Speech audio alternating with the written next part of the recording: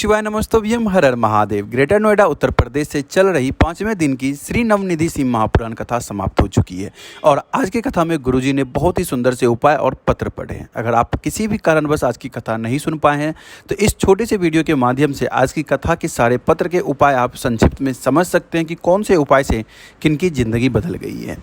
देखिए, ये पत्र हम इसलिए पढ़ते हैं और इस अपने बीट चैनल पे इसलिए आप लोगों को दिखाते हैं और सुनाते हैं क्योंकि हो सकता है कि अगर आपके आसपास में किसी को भी अगर किसी तरह की कोई बीमारी है या किसी तरह से उनका अगर महादेव की कृपा से इलाज कर सकते हैं या आप बता सकते हैं उनका उपाय जिनसे कि उनकी भी ज़िंदगी बदल सकती है, तो प्लीज़ वीडियो को अंतिम तक देखिएगा जिससे कि आपको भी समझ में आ सके और आप किसी को बता भी सकते हैं।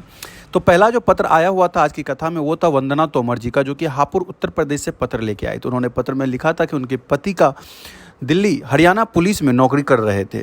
कुछ सरकार बदल गई। सरकार बदलने के बाद 2021 में सरकार के नियमों के कारण उनका क्या हुआ कि पूरा का पूरा नौकरी बदल गया, यानी उसको सस्पेंड कर दिया गया क्योंकि उनकी जो भर्ती थी, जिस समय में उनकी भर्ती हुई थी, उसे रद्द कर दिया गया। सभी ने केस भी डाला लेकिन उनका कोई निर्णय नहीं निकला था। उसके पति ने उसके बाद टाटा फाइनेंस में नौकरी करने लगे और वहाँ से वो दिल्ली घर जाते थे और आते थे रोडवेज से।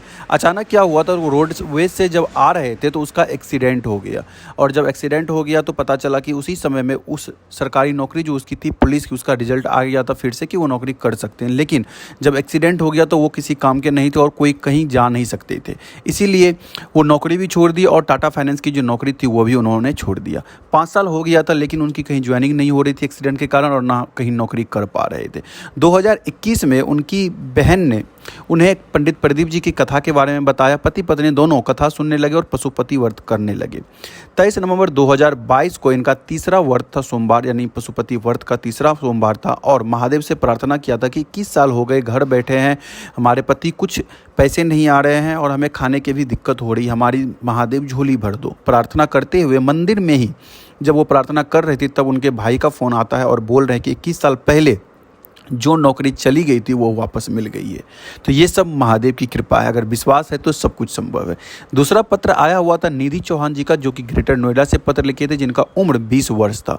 उनके पिता का नाम था पवन चौहान जी। उन्होंने पत्र में लिखा था कि 7 साल से उन्हें सोरेसिस की बीमारी थी, बहुत जगह दिखा लिया लेकिन आराम नहीं हुआ। 2021 में उनकी तबीयत बहुत ज़्यादा ख़राब हो गई थी, बोल भी नहीं सकती थी, शरीर गलने लगा, शरीर में पपड़ियाँ निकलने लगी, सिर्फ हड्डी हड्डी सा बच गया था, पूरा शरीर खराब हो गया था। उसकी पापा मम्मी पंडित प्रदीप जी की कथा सुनने लगी और गुरुजी जैसा बताते थे कि बेलपत्र चढ़ाना और वहाँ से जल लाना, तो वो दोनों वही काम करने लगे, मगर फिर भी कोई आराम नहीं मिला और कष्ट बढ़ने ही लगा उसके शरीर में।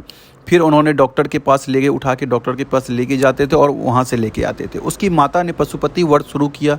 उसके बाद इस बच्चे ने बोला कि मैं भी पशुपतिनाथ का व्रत करूँगा, महादेव की मैं भी प्रार्थना करूँगी।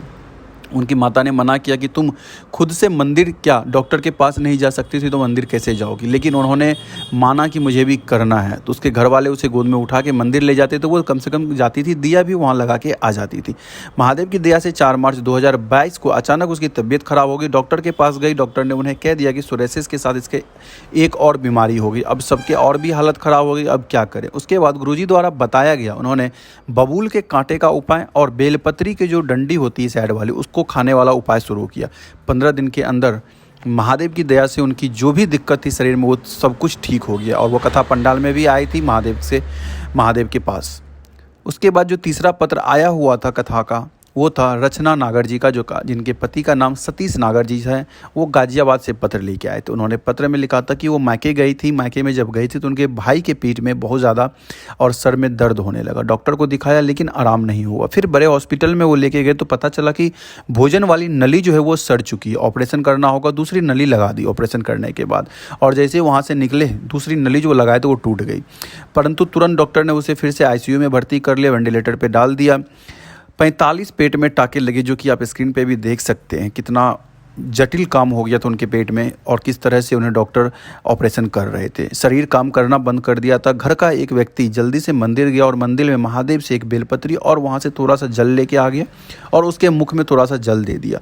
डॉक्टर पुनः ऑपरेशन करने को बोल दिया था लेकिन महादेव की दया से ऑपरेशन की ज़रूरत नहीं पड़ी और वो लड़का ठीक हो गया, उसका भाई। आज की कथा में जो चौथा पत्र आया हुआ था वो था कमला देवी का, जो कि गौतम बुद्ध नगर उत्तर प्रदेश से उन्होंने पत्र लिखा था कि मेरी बहू का 7 महीना का लड़का गर्भ में था, लेकिन किसी भी कारण बस दिवाली के दिन वो शांत हो गया था। सब परेशान हो गए थे। किसी ने फिर कहा कि आप महादेव पे विश्वास रखो, रोजाना मंदिर जाना शुरू कर दो। उन्होंने मंदिर जाना शुरू कर दिया, महादेव से प्रार्थना करने लगे। महादेव को बोला अगर हमें आप पे विश्वास है, दिवाली के दिन हमारा बच्चा शांत हुआ है, दिवाली के दिन ही आपको हमारे घर में बच्चा देना पड़ेगा। महादेव की ऐसी कृपा हुई कि अगले दिवाली आते आते उसके घर में लड़का पैदा हुआ। तो ये सब महादेव की कृपा, अगर विश्वास है तो सब कुछ संभव है। मिलते हैं और भी इस तरह के पत्र और जानकारी के साथ, तब तक के लिए श्री शिवाय नमस्तोभ्यम, हर हर महादेव।